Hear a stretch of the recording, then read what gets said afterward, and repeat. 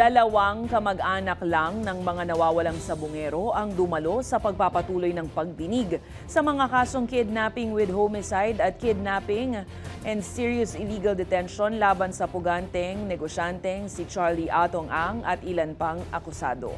Una nang isinagawa ang pagdinig sa Regional Trial Court ng Quezon City matapos ilipat ang mga kaso mula sa mga hukuman sa Santa Cruz, San Pablo City at Lipas City dahil sa mga usapin sa seguridad at maselang kalikasan ng mga kaso. Dumalo sa pagdinig sina Dayan Loyola at Teresa Hapag, mga kinakasama ng mga nawawalang sabungerong sina Ferdinand Dizon at Nerio Antecristo kasama ang kanilang mga abogado. Hindi naman dumalo ang iba pang 17 reklamante na naghain din ng kaso.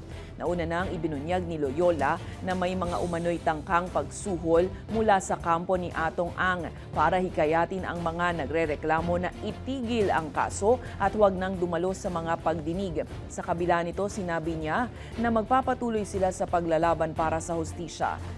Natili namang nagtatago si Atong Ang pero dumalo sa pagdinig ang kanyang abogadong si Gabriel Villarreal.